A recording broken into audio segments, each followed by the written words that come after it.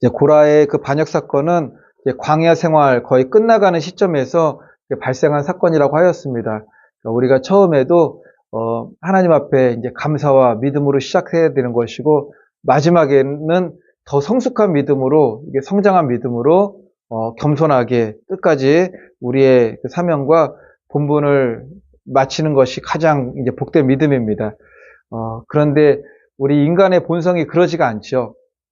처음에 겸손하고 하나님 앞에 엎드림으로 시작했다가 성령으로 시작했다가 육체로 마치는 일들이 많습니다. 왜냐면은 우리 안에서 일어나는 막 교만함도 있고, 아직 죽어지지 않은 나의 자아가 하나님을 또 대적하기도 하고, 오늘 말씀에서 하나님께서 반역하는 고라와 그 무리에게 행하신 심판을 이제 언급을 하고 있습니다.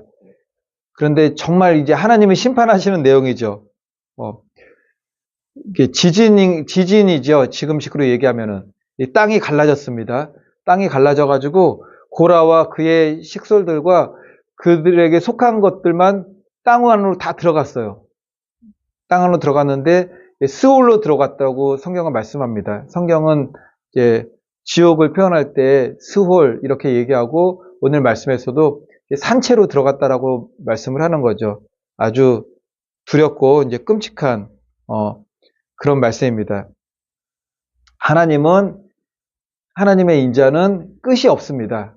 모든 죄인이 회개하고 돌아오기를 원하시지만, 그럼에도 불구하고 영원까지 참으시지는 않으시는 거죠. 특별히 하나님 앞에 대적하고, 이 시대 같으면은 교회를 분열시키고 교회에 대해서 공격하고 그런 거에 대해서 하나님께서 아주 엄하게 심판을 하신다라는 것입니다.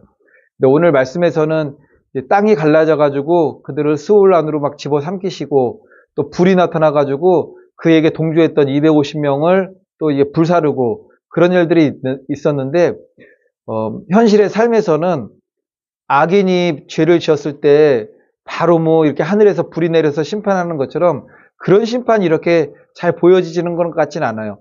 악인들이 더 형통해요.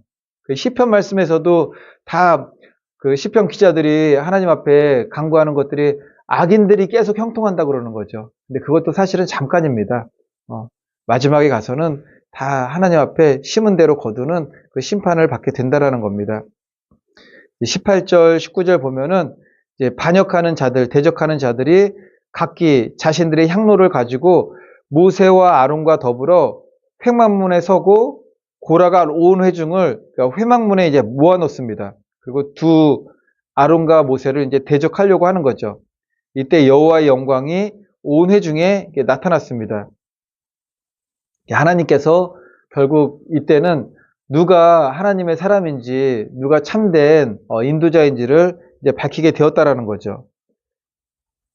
근데 반역자들 보면은 이 대적자들이 자신들이 행위가 옳은 줄로 알고 아예 그 착각을 하는 거죠. 그냥 모든 것이 착각을 하는 겁니다.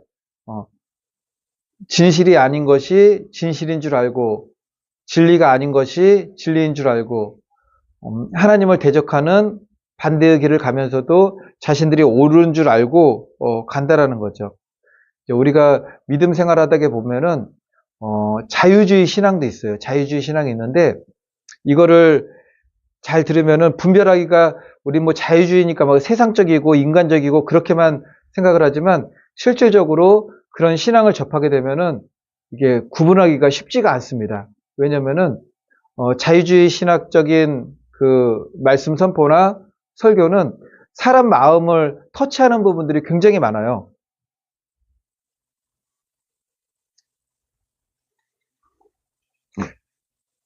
근데 바라보는 시각 자체부터 이제 좀 다른 거죠. 어떻게 다르냐? 이제 성경대로 믿으려고 하는 사람들은, 성경대로 믿고자 하는 이들은 그 기준이 성경이고, 하나님 앞에서의 모습을 항상 생각을 하는 겁니다. 그런데 이제 자유주의 신학을 우리가 접하게 되면은, 우리가 듣는 설교 가운데서도 굉장히 많아요, 사실은. 근데 그것이 처음부터 끝까지 자유주의도 아니고 다 막 비빔밥처럼 섞여 있어가지고 조금씩 나오니까는 이게 분별하기가 좀 힘든 거죠. 자유주의 신학은 대표적으로 사람에 대한 관심이에요. 그리고 세상에 대한 관심. 그러니까 하나님의 시각으로 우리가 성경적 시각으로 바라보는 것이 아니라 사람의 시각으로 세상적인 시각으로 바라보면서 성경을 해석해 나갑니다. 이게 좀 차이죠. 하나님은 모든 사람이 구원을 얻으며 진리에 이르기를 원하시죠. 하나님의 최대 관심사는 무엇일까요? 최대 관심사는 영혼 구원입니다. 사람들 한 사람 개개인의 구원이에요. 그리고 더 나아가 죄와 멀어지는 겁니다. 이거 굉장히 투박하지만 회개하라 천국이 가까우니라. 죄를 회개하고 예수 그리스도를 믿고 구원에 이르는 것, 영혼 구원, 죄하고 멀어지는 것, 이게 최대의 관심사입니다. 하나님은 거룩하신 분이기 때문에. 이제 그런데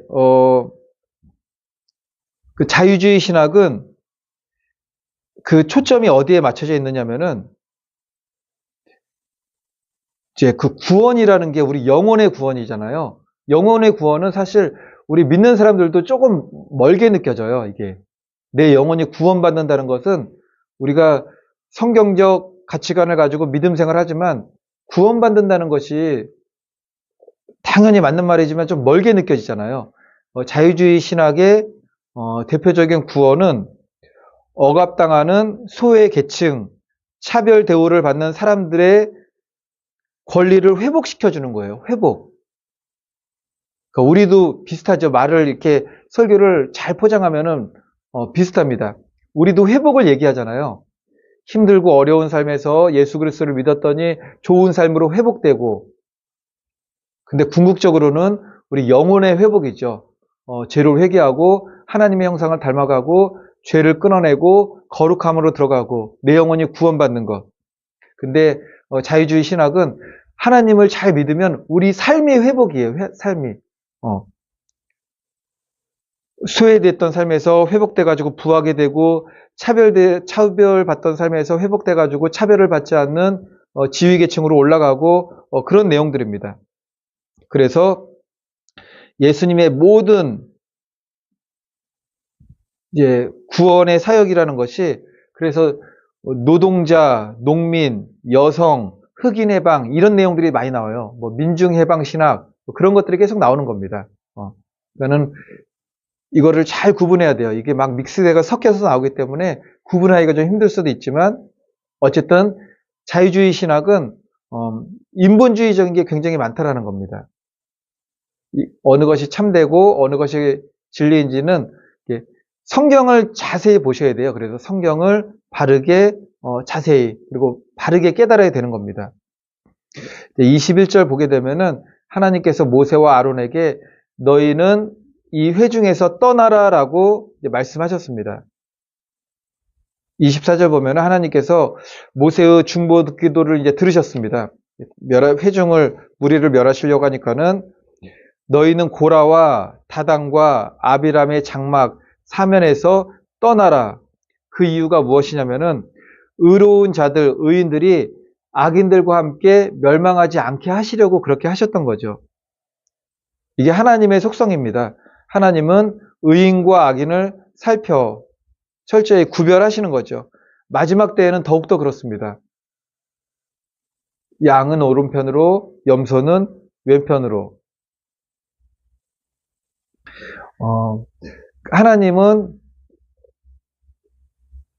모든 사람에게 은혜를 다 베푸시는 분이시죠. 그리고 구원받기를 원하시고 그들이 모두가 구원에 이르길 원하십니다. 그래서 햇빛이 태양빛이나 뭐 자연의 모든 혜택들이 악인이나 의인들에게 동일하게 다 비춰집니다. 그렇지만 마지막 형벌은 다른 거죠. 형벌은 악인에게만 임하게 되는 것이고 의인들에게는 하나님 나라 천국을 이제 기업으로 주시게 되는 것입니다. 그리고 이런 심판과 또 징계는 좀 다른 거죠. 징계는 하나님께서 하나님의 자녀들을 올바른 길로 믿음의 길로 인도하시려고 제재하시고 부모님이 아이들 이제 매도 들고 횟조리도 때리면서 바른 길로 인도하는 것처럼 징계가 그런 것이지만 형벌은 그런 것이지 아닙니다. 하나님 앞에 심은 대로 이제 심판을 받게 되는 거죠. 그럼에도 불구하고 악인들이라고 생각하는 성경에서 분명히 성경의 시각으로 보면 악인인데 지금 당장 그들을 하나님께서 심판하지 않고 멸하시지 않는 여러 가지 이유가 있는데 마태복음 13장 30절 보니까는 둘 다 추수 때까지 함께 자라게 두어라. 추수 때 내가 추수꾼들에게 말하기를 가라지는 먼저 거두어 불사르게 단으로 묶고 곡식은 모아 내 곡간에 넣으라 하리라.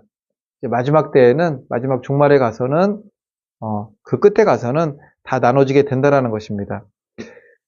이제 22절은 고라 일당의 반역과 관련해서 하나님께서 회중을 이게 멸하신다라는 말씀을 해요. 그런데 여기서 모세와 아론이 어떤 자세를 취하느냐면은 하나님 앞에 그 자리에 그냥 엎드리게 됩니다.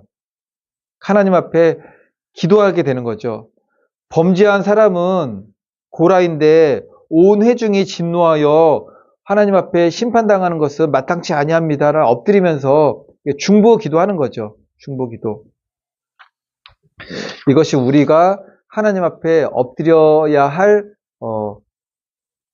기도입니다. 성경은 우리가 모든 사람을 위해서 이제 기도해야 된다라고 가르치고 있는 거죠. 특별히 불신자들, 예수 그리스도를 알지 못하고 멸망으로 가고 있는 이들을 위해서 기도해야 된다라는 것입니다. 디모데전서 2장 1절 보니까는 그러므로 내가 첫째로 권하노니 모든 사람을 위하여 간구와 기도와 노고와 감사를 하되 모든 사람을 위하여 간구하고 기도하고 수고하고 감사하고 영혼을 향한 하나님의 이게 마음입니다. 영혼을 향한 하나님의 마음이죠. 우리 마음은 그런 것 같아요. 우리 마음은 은혜로울 때는 누구를 위해서 다 기도할 수 있는데 그렇지 않게 되면은 내가 서운하게 하고 나를 좀 피해 입게 하고 나를 어렵게 한 사람에 대해서는 기도가 안 나오는 거죠. 그럼에도 불구하고 마태복음 16장 26절 보니까는 사람이 만일 온 천하를 얻고도 제 목숨을 잃으면 무엇이 유익하리요? 사람이 무엇을 주고 제 목숨을 바꾸겠느냐? 한 영혼이 천하보다 귀하다는 말씀을 하신 것입니다. 바라기는 저와 성도님들 모두 세상에는 아직도 너무나 많은 불신자들이 있고 구원받지 못한 인들이 너무나 많습니다. 그들을 위해서도 우리가 기도해야 되는 거죠. 우리가 알고 있는 나라와 민족, 북한 땅을 위해서 우리 오직 예수 교회와 각자에게 주어진 그 기도 제목을 놓고 기도해야 되지만 그럼에도 아직도 알지도 못하는 이름들, 얼굴들 죽어가고 있는 그들을 위해서도 기도할 수 있는 저와 성도님들이 될 수 있기를 예수님의 이름으로 부탁을 드리겠습니다.